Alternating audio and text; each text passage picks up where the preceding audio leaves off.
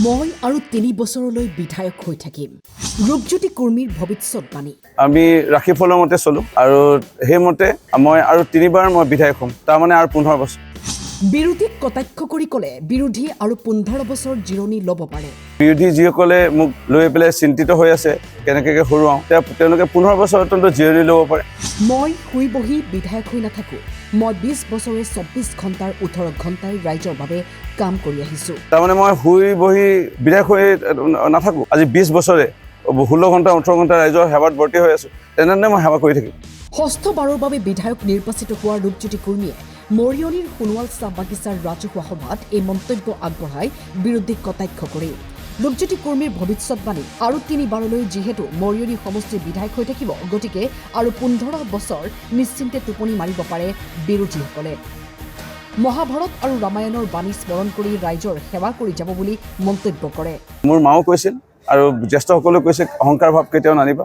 আজিও অহংকাৰ ভাৱ কেতিয়াবা আহে, কিন্তু মই যিমান পাৰোঁ সংযম হৈ এইখিনি ত্যাগ কৰি খং ৰাগ এইবোৰসমূহ ত্যাগ কৰি খুব সূক্ষ্মভাৱে ভক্তিভাৱেৰে ৰাইজৰ যেন সেৱা কৰিব পাৰোঁ।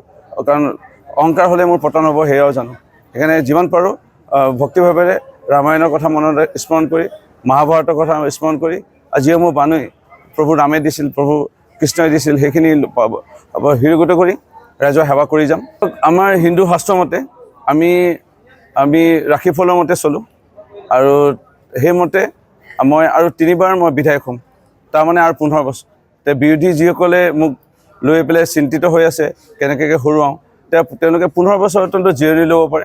15 বছৰ পিছত তেওঁলোকে হাৰ পাই মোক চেষ্টা কৰিব পাৰে হৰুৱাবৰ কাৰণে।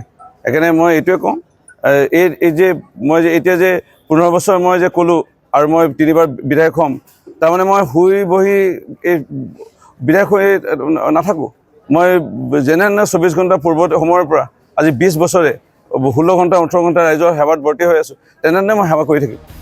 বিধায়কগৰাকীয়ে কয়, ৰাইজৰ বাবে কষ্ট কৰি যাম, ৰাইজৰ বাবে সেৱা কৰি যাম। মাৰ আশীৰ্বাদবোৰ স্মৰণ কৰি মই আগবাঢ়ি গৈ আছোঁ আৰু যাম। মৰিয়নিৰ পৰা যোনটো তাতে ৰিপৰ্ট টাইম 8।